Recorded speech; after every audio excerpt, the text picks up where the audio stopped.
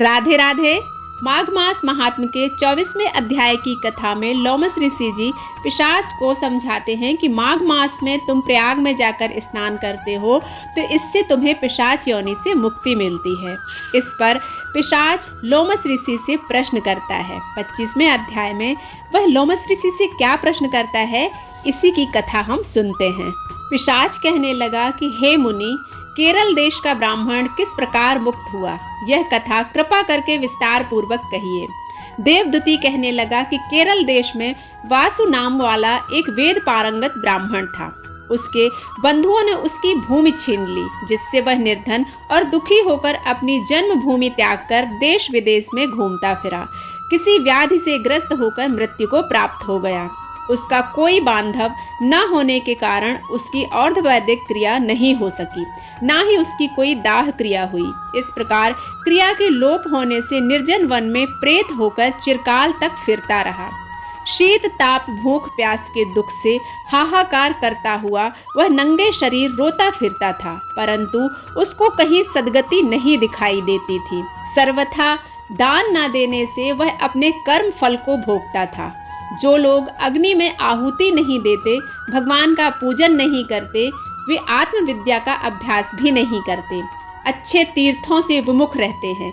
जो लोग दुखी लोगों को स्वर्ण वस्त्र, कंबल, रत्न फल तथा जल नहीं देते थे तथा छल कपट से जीविका प्राप्त करने वाले, दूसरों तथा स्त्रियों का धन हरने वाले, पाखंडी, कुटिल, चोर, बाल, वृद्ध तथा आतुर और स्त्रियों पर निर्दयता करने वाले, आग लगाने वाले, विष देने वाले, झूठी गवाही देने वाले, कुमार्ग पर चलने वाले, माता पिता, भाई बहन, संतान तथा अपनी पत्नी का त्याग करने वाले, जो सब तीर्थों में दान लेते हैं, पालन करने वाले, स्वामी को त्यागने वाले, गौर तथा भूमि के चोर, वेदों की निंदा करने वाले, वृथा द्रोह लगाने वाले, प्राणियों की हिंसा करने वाले, देवता गुरु की निंदा करने वाले, यह सभी बारंबार प्रेत, पिशाच, राक्षस तथा बुरी योनियों में जन्म लेते हैं। अतएव बुरे कर्मों से बचकर धर्म के कार्य तथा यज्ञ, दान और तप आदि करने चाहिए, क्योंकि कर्म फल अवश्य ही मिलता है। इस प्रकार प्रेत की गति देखकर पाप कर्म कदापि नहीं करने चाहिए।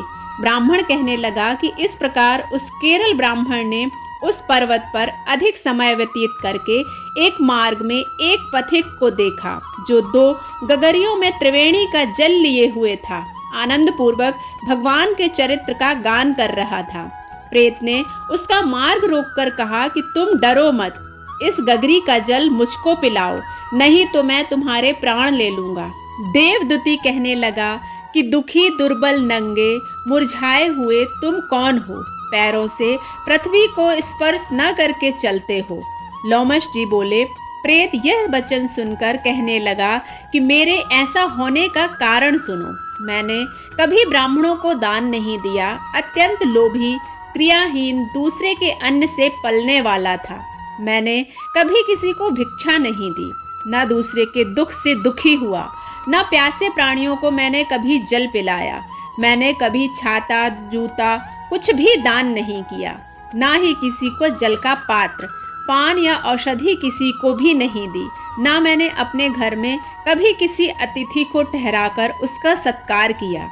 अंधे, वृद्ध, अनाथ और दीनों को मैंने कभी अन्न से संतुष्ट नहीं किया, और ना ही किसी रोगी को मुक्त किया। ना कभी ब्राह्मणों को दान दिया, ना कभी अग्नि में हवन किया। वैशाख आदि मास में किसी को ठंडा जल नहीं पिलाया। ना ही मैंने बड़ या पीपल का कोई वृक्ष लगाया, न किसी प्राणी को बंधन से छुड़ाया। कभी कोई व्रत करके शरीर को नहीं सुखाया। इस कारण मेरा पूर्व जन्म सब बुरे कार्यों में ही व्यतीत हुआ। मेरे पूर्व जन्म के कर्मों से ही मेरी यह गति हुई है। इस वन में व्याघ्र, भेड़ियों से बचा हुआ मांस तथा जंतुओं के खाने से गिरे हुए फल, वृक्षों पर लगे हुए सुंदर फल तथा झरने का सुंदर जल सब ही मिलते हैं, परंतु देव इच्छा से मैं कुछ नहीं खा सकता। सर्प की तरह केवल पवन भक्षण करके जीवन व्यतीत करता हूँ।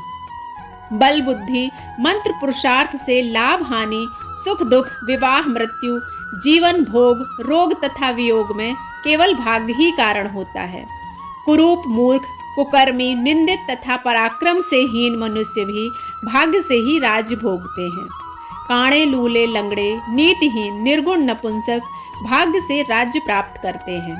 पर्वत पर भी बलवान राक्षस पिशाच रहते हैं, जिनमें से कभी कभी कोई कहीं कहीं वन में फिरते हुए अपने कर्म के अनुसार अन्न जल प्राप्त करते हैं, परंतु आपको उनका भय नहीं होना चाहिए, क्योंकि धर्मात्मा पुरुषों की उनकी पवित्रता ही रक्षा करती है। ग्रह, नक्षत्र, देवता सर्वथा धर्मात्माओं की रक्षा करते हैं। यह पिशाच आप जैसे भक्त की तरफ आंख उठाकर भी नहीं देख सकते। जो नारायण भगवान की भक्ति में पवित्र रहता है, उसको प्रेत, पिशाच, पूतना कोई बाधा नहीं दे सकते। बेताल, पिशाच, गंधर्व, काकनी, शाकनी, ग्रह रेवती, यज्ञ मात्र ग्रह, भयंकर ग्रह, कृत्या, सर्प, कुष्मांडा तथा दूसरे दुष्ट जंतु पवित्र वैष्णव की तरफ देख भी नहीं सकते। जिसकी जिह्वा पर गोविंद का नाम, हृदय में वेद तथा श्रुति विद्यमान है, जो पवित्र और दानी हैं, उनको कभी भय नहीं हो सकता।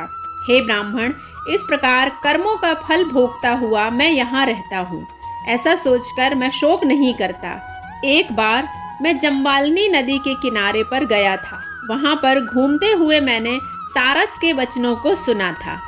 यहाँ पर 25वां अध्याय समाप्त होता है। माघ मास महात्म की ये कथाएं अगर आपको अच्छी लगती हैं तो आप इन्हें लाइक करें, शेयर करें और सब्सक्राइब करना बिल्कुल ना भूलें। मिलते हैं 26वें अध्याय में, तब तक के लिए राधे राधे।